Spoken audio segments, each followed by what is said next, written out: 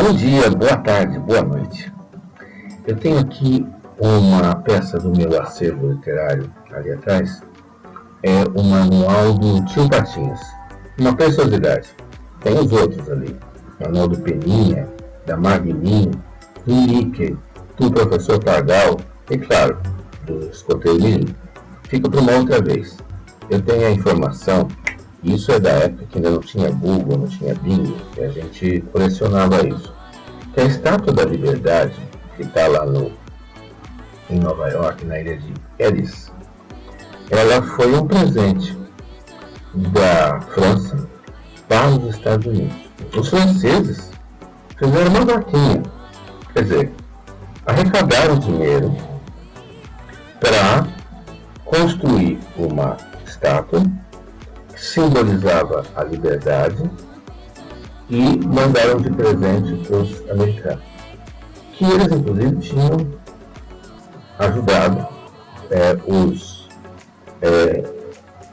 revolucionários dos Estados Unidos a se libertarem da Inglaterra.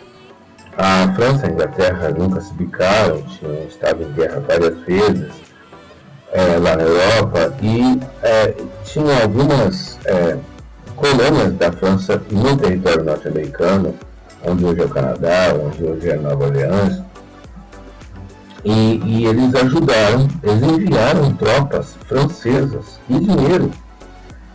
O rei Luís XVI enviou dinheiro para os Estados Unidos para apoiar os revolucionários, os revoltosos, na guerra contra os colonizadores ingleses para expulsá-los de lá. Mas isso é uma outra história.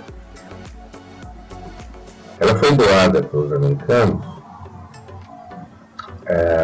no dia 28 de outubro de 1886, foi quando ela foi inaugurada. E ela custou, na época, $600 mil, o dinheiro da época. Ela tem cerca de 160 metros de altura. E quando ela chegou nos Estados Unidos, os americanos, para não ficarem por baixo, mandaram fazer um pedestal, o que custou mais caro. O pedestal, para colocar debaixo da mulher, custou $750 mil. Porque o Tio Patinhas tem sobrinho, o Pato Donald tem sobrinho, o Pateta tem sobrinho, o Mickey tem sobrinho. Ninguém no universo Disney é pai, mãe, é tudo sobrinho. E o Tio Patinhas descobria algum lugar onde tinha ouro, diamante, um tesouro, e não queria nem saber. Ia lá, pegava para ele e levava embora para Patópolis. É assim na filosofia Yankee. A palavra yank, inclusive, significa puxar, extrair, arrancar. E é isso que define os Yankees. Eles chegam no lugar, metem a mão e levam embora. Os franceses quiseram presentear os norte-americanos com a Estátua da Liberdade, porque na época, na França, eles estavam cheios de liberdade e os norte-americanos não tinham quase nenhuma, coitados. Foram colonizados pelos puritanos, mas até hoje a liberdade nos Estados Unidos é limitada. Eu lembro de uma vez que eu estava em Los Angeles e participando de um evento, de um congresso que eu ia frequentemente, e uma amiga minha falou para mim: você não está fazendo nada? Vai lá buscar uma cerveja para mim. E bem em frente ao evento do Pasadena Civic Center, lá na Califórnia, região metropolitana de Los Angeles, tinha um shopping center. Eu atravessei a rua e fui lá. Procurei cerveja em tudo quanto é lugar. Tinha praça de alimentação. Ninguém tinha cerveja lá. E não caiu a minha ficha que lá não tem cerveja para ser vendida para ninguém, a não ser que você vá no supermercado e na área relacionada com bebidas, você tem que mostrar sua identidade, que você tem 21 anos, e passar num caixa especial, passar a parte. Você não pode assim, estar passando no caixa e falar para o seu filho menor, falar: ih, filho, esqueci de pegar uma cerveja, pega lá para o papai.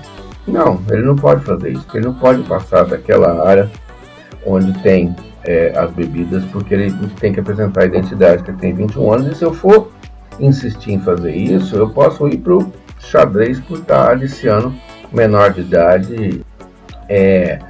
Eu sei que no ano seguinte, quando eu voltei para o mesmo lugar, eu levei do Brasil um apanhado de cervejas brasileiras, tipo 2 de cada, umas 12, né? E cheguei lá e entreguei para ela. Ela rapidinho colocou por baixo do balcão essa minha amiga chamada Renee Carter, que era da Flórida, mas a gente se encontrava sempre na Califórnia. E que eu falei para ela, me desculpa ter passado, eu tive que voltar no Brasil, pegar essas aí e te entregar, porque aqui do outro lado da rua não tem. Então, a liberdade nos Estados Unidos é um negócio muito, muito restrito. E depois que eles se tornaram independentes da Inglaterra, com a ajuda da França, dos soldados franceses que foram do lado deles para expulsar a Inglaterra da América do Norte, eles, desde 1776 e até hoje, eles só não estiveram envolvidos em nenhuma guerra pelo mundo durante 17 anos. Então faz 248 anos que os Estados Unidos são uma nação independente, e nesses 248 anos eles só não estiveram em guerra durante 17 anos. Hoje, dá uma olhada como é que está o mapa do mundo, com as bases militares dos Estados Unidos espalhadas pelo mundo. São 845 bases militares. E onde eles desembarcam de suas bases militares, eles levam a liberdade.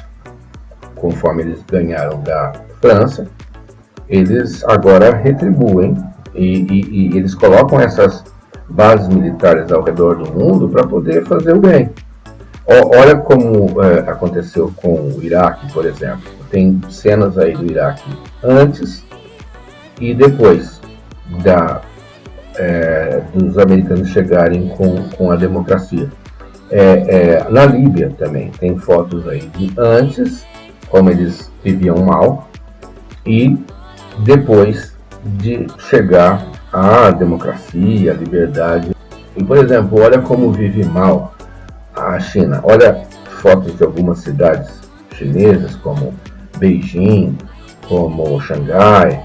Olha os adolescentes da China como vivem mal, coitados, sem liberdade nenhuma. É forçoso não concordar com o nosso presidente quando ele diz que democracia é ativa, porque, pensa bem, nós estamos às vésperas de uma eleição lá nos Estados Unidos, que vai ser em novembro. Eles escolhem ao longo de meses. A eleição lá não é num domingo, por exemplo, ou num feriado, em que todo mundo pode ir votar. Não. A eleição em alguns estados, que lá cada estado tem uma legislação própria, já começa agora em setembro. De setembro até novembro tem estado ao caminho do trabalho, antes ou depois, passar lá e colocar um voto voluntário e não tem que parar de trabalhar para votar. Aliás, parar de trabalhar é uma coisa que eles não entendem. Dá até dó. A gente tem SUS.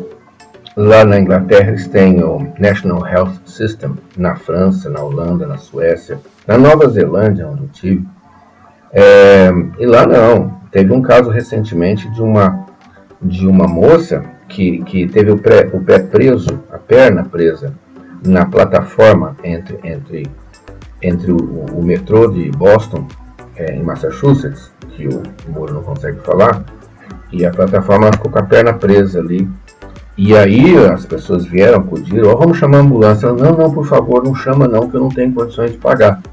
Então, assim, ela deu um jeito de sair mancando, se escorando em alguém, porque lá chamar a ambulância você paga. A conta da ambulância lá é salgada e a pessoa não tem assistência de saúde grátis para ninguém. Ou você paga ou morre. Também não tem aposentadoria.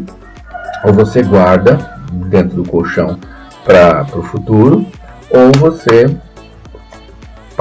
trabalha até morrer. Isso chama-se liberdade democrática. E aí agora na eleição eles podem escolher entre 6 ou meia dúzia. E assim, pensando um pouco no resto do mundo, por exemplo, monarquias, né? Eu falei agora da Inglaterra, que vivem melhor que os americanos nesse mérito de sistema de saúde e tal, eles estão mais avançados. Tanto é que não dá para comparar 250 anos de história com quem tem 8 mil anos, enfim. Mas na Inglaterra o sujeito tem uma mulher parturiente, dá entrada num hospital. Vocês assistem no documentário Psycho, do Michael Moore, que eu recomendo, está disponível no YouTube, é só baixar, tem legenda. Uma pessoa lá, um casal lá na Inglaterra dá entrada para ter criança, para ter nenê, entra dentro da maternidade, sai com a criança no colo e passa no hospital. Então tem no hospital alguma coisa? Não, tem que receber. Passa no caixa do hospital, pro caixa do hospital dá um dinheiro para as pessoas pegarem condução e voltar para casa. Então não só não tem que pagar para ter bebê lá na Inglaterra, como até recebe dinheiro para ir embora. Olha isso. Então esse cara, ele mostra isso no documentário, o ciclo dele, como é completamente diferente lá nos Estados Unidos, que você, para planejar um bebê, você tem que ter, para planejar alguém que futuramente vai pegar um fuzil e defender a democracia em algum lugar do mundo e voltar sem uma perna, sem um estilhaço na cabeça, estourar a perna numa mina, etc. Para você fornecer bucha de canhão, você precisa pagar muito dinheiro nos Estados Unidos. Mas o Canadá, por exemplo, é membro da British Commonwealth, a Nova Zelândia, e antes era rainha.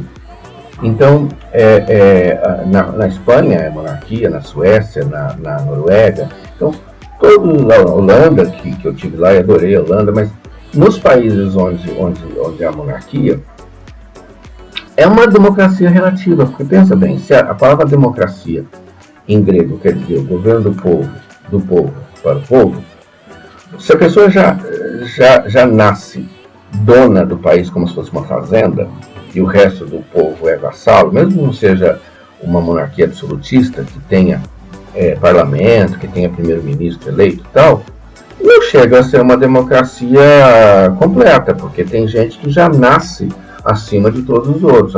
As pessoas não têm direitos iguais. Não há um cristianismo, todo mundo é igual perante Deus.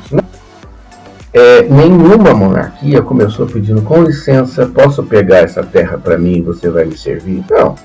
Todos os monarcas, não digo os atuais, mas seus antecessores, seus antepassados, eles invadiram terras, eles mataram pessoas, degolaram pessoas, mandaram para a guilhotina.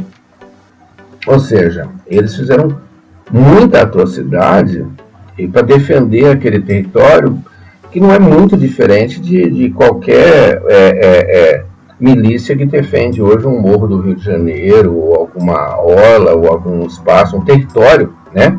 Então, assim, o Pablo Escobar lá na Colômbia, ele só estava querendo fazer a mesma coisa que todos os reis antepassados dos atuais monarcas fizeram, ou seja, ocupar território violentamente. E, curiosamente, esses lugares são chamados de democracia. Então, uma relatividade, como diria Einstein, tudo é relativo. O que é democracia na Venezuela, que tem eleições, em Cuba, que tem eleições parciais, não tem, é um partido único, na China, que também tem eleições parciais, é um partido único, o Partido Comunista Chinês, e nos Estados Unidos, que você pode escolher entre 6,5 a 12 e ficar tudo igual, como sempre foi. Se você está gostando desse meu papo aqui, dá um positivo para mim, manda um caraminguá no meu Pix, e se você não... E compartilha com seus amigos. Se você estiver odiando esse meu papo, compartilhe com seus inimigos, tá? Até o próximo. In the CIA, we didn't give a hoot about democracy. I mean, it was fine if a government was elected and would cooperate with us, but if it didn't, then democracy didn't mean a thing to us. And I don't think it means a thing today. The true goal of the United States government is control. and they feel that if the United States did not control the governments of Latin America, then somebody else would. The principle of government by the people, for the people, of the people, that is that's just silly.